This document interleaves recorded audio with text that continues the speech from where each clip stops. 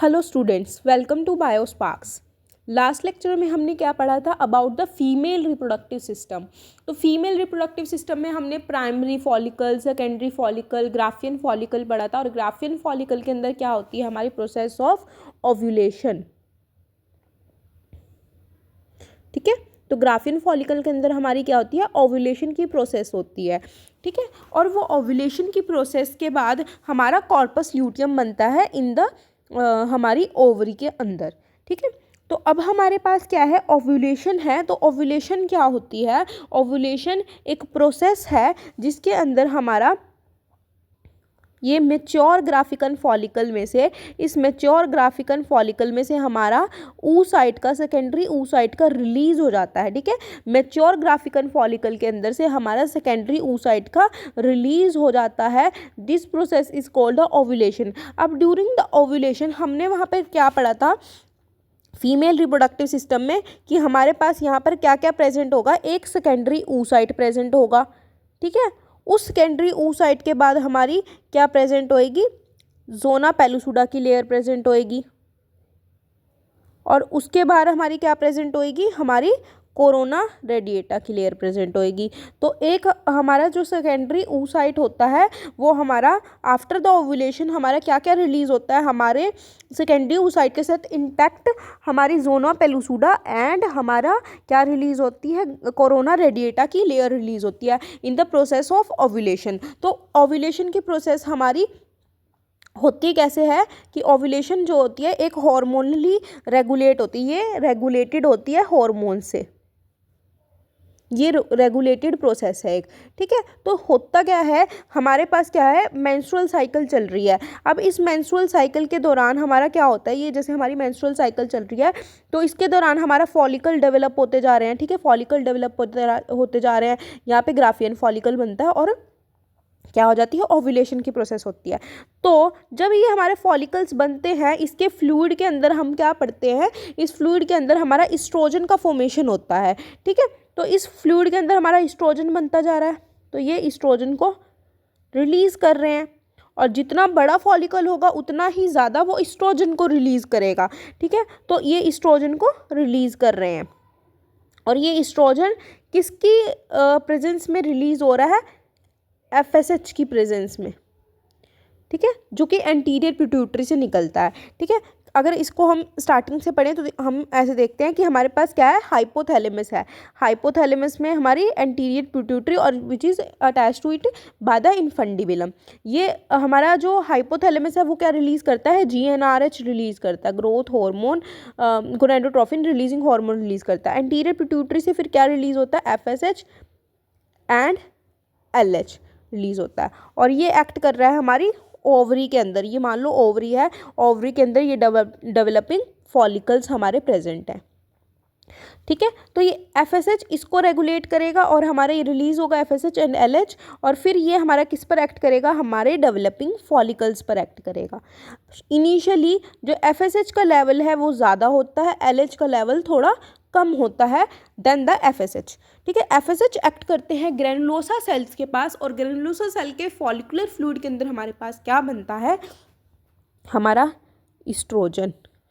तो जितना बड़ा फॉलिकल होगा उतना ज़्यादा एस्ट्रोजन रिलीज़ करेगा वो। ठीक है, तो फॉलिकल जो है बनता जा रहा है और एस्ट्रोजन रिलीज़ होता जा रहा है। तो हमारी यहाँ पर ब्लड वेसल प्रेजेंट है। ठीक है, तो ब्लड वेसल के थ्रू एस्ट्रोजन जो है, ब्लड वेसल के थ्रू आकर एस्ट्रोजन जो है यहाँ पर आ रहा है, और ये नेगेटिव फीडबैक देगा किसको, FSH, LH को और GnRH को। But at the time of Graafian follicle formation हो रहा है तो एस्ट्रोजन इतना ज़्यादा अमाउंट में रिलीज हो रहा है कि ये पॉजिटिव फीडबैक देने लग जाता है इसको। ठीक है, ये क्या करेगा, इसको पॉजिटिव फीडबैक देने लग जाएगा।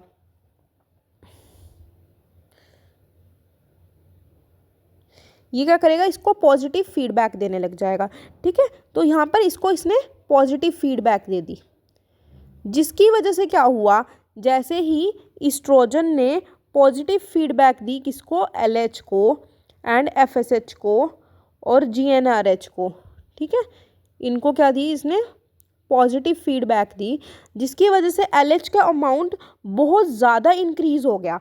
अब जब LH का अमाउंट बहुत ज़्यादा इंक्रीज़ हो गया, which is called the LH surge, ठीक है। तो यहाँ पर क्या हो गई, LH सर्ज हो गई, ठीक है। और LH सर्ज हमारी क्या करवा देगी, ओव्यूलेशन की प्रोसेस करवा देगी, ठीक है। LH सर्ज हमारी क्या करा देगी, after 9 hours of the LH surge हमारे पास क्या हो जाएगी, ओव्यूलेशन की प्रोसेस हमारी हो जाएगी। तो हमारी ओव्यूलेशन अक्कर हो जाएगी आफ्टर द 9 आवर, ठीक है। उसके बाद हमारे पास क्या होगा, ओव्यूलेशन के बाद हमारी ओव्यूलेशन कैसे, हमारी मैकेनिज़्म क्या है हमारी ओव्यूलेशन का। तो हम मैकेनिज़्म इसका देखते हैं कि जब हमारी ओव्यूलेशन होने वाली होती है तो हमारा जो ग्रैनुलोसा सेल है, लाइक ये हमारी क्या है, ओवरी है, ये हमारे ग्रैनुलोसा सेल है वो पेरिफेरी पे आ जाता है, ठीक है। ये पेरिफेरी पे आ गया ग्रैनुलोसा सेल। अब जैसे ही वो पेरिफेरी पे आता है तो ये जो यहाँ पर जोन सी ये ब्लड वेसल्स हैं ये फॉर्म होती हैं, ठीक है। यहाँ पर ब्लड वेसल्स जो हैं वो फॉर्म होती हैं और ये ब्लड वेसल जो है फॉलिकुलर वॉल के अंदर सप्लाई हो जाती हैं। लाइक ये ब्लड वेसल्स हैं ये फॉर्म हो रही हैं और ये कहाँ, फॉलिकुलर वॉल के अंदर सप्लाई हो गई हैं। अब ये ब्लड वेसल फॉलिकुलर फ्लूइड के अंदर, ये फॉलिकुलर वॉल के अंदर सप्लाई हो गए हैं, तो यहाँ पर क्या करेगा, ब्लड देगी और ब्लड देने के बाद इसकी स्वेलिंग स्टार्ट हो जाएगी, ठीक है। जो ये हमारा ग्राफियन फॉलिकल है इसकी क्या होने लग जाएगी, स्वेलिंग स्टार्ट होने लग जाएगी और ये स्वेलिंग कर लेगा अपनी, और स्वेलिंग करके मान लो ये इतना बड़ा हो गया, बिकॉज इसके अंदर क्या है, ब्लड फील्ड हो गया है, due to the follicular wall को हमने ब्लड सप्लाई किया था हमारी कैपिलरीज बनने के लिए। कैपिलरीज बन गई थी हमारी यहाँ पे, न्यू कैपिलरीज बन गई थी जिसके साथ हमने ब्लड को सप्लाई किया था टू द फॉलिकुलर वॉल के अंदर। अब ये जो है इसका साइज इंक्रीज हो चुका है ड्यू टू द हमारा, किसकी वजह से, ड्यू टू द हमारी एक्यूमुलेशन ऑफ द ब्लड की वजह से इसका साइज इंक्रीज हो गया, इसमें स्वेलिंग हो चुकी है। अब स्वेलिंग होने पर क्या होगा, स्वेलिंग होने पर क्या होगा, लाइक ये स्वेलिंग हो चुकी है इसके अंदर, स्वेलिंग होने पर इस तरीके से ये फूल जाएगा, ठीक है। और इस ये जो है नोब फॉर्मेशन हो जाएगी जिसको हम कह देंगे स्टिग्मा, ठीक है। एक नोब फॉर्मेशन हो जाएगी जिसको हम कह देंगे स्टिग्मा। यहाँ पर एक स्टिग्मा की फॉर्मेशन हो चुकी है। अब या तो ये स्टिग्मा डीजनरेट हो जाएगा या ये स्टिग्मा इतना ज़्यादा वीक होगा, यहाँ पर ये इतना ज़्यादा वीक होगा कि ये ब्रेक हो जाएगा। जैसे ही स्टिग्मा यहाँ से ब्रेक हुआ, मान लो ये स्टिग्मा है ये यहाँ से ब्रेक हो गया, ठीक है। अब ये स्टिग्मा ये यहाँ से ब्रेक हो गया तो जितना भी यहाँ पर फॉलिकुलर फ्लूइड था, ये फॉलिकुलर फ्लूइड था ये सारा का सारा बाहर आ गया। और इस फॉलिकुलर फ्लूइड के साथ साथ क्या बाहर आया, हमारा सेकेंडरी oocyte, उसके अंदर इंटैक्ट जोना पेलुसुडा और उसके बाहर हमारी कोरोना रेडिएटा की लेयर। तो हमारा ये जो है पूरा स्ट्रक्चर जो है हमारा बाहर आ गया along with the follicular fluid. तो ये था हमारा मैकेनिज्म ऑफ ओव्यूलेशन, ठीक है। तो अब ये मैकेनिज्म ऑफ ओव्यूलेशन ऐसा है। अब नेक्स्ट लेक्चर में हम पढ़ेंगे अबाउट द ओव्यूलेशन के types, that is the spontaneous ovulation and the induced ovulation, ठीक है। अगर आपको ये लेक्चर अच्छा लगे तो इस लेक्चर को लाइक करें, सब्सक्राइब करें और मेरे चैनल को, एंड थैंक यू।